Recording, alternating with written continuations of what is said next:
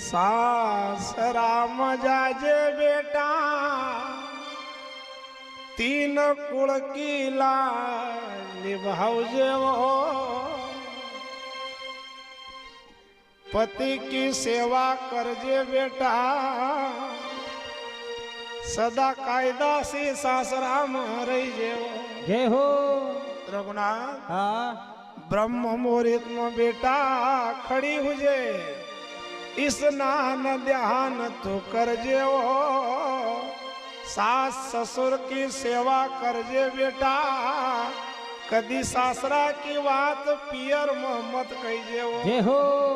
कदी नहीं। ननंद का बेटा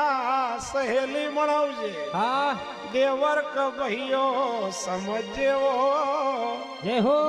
कायदा से रहीजे बेटा परिवार में उना वंश का आगे बढ़ावजे वो। वाह भाई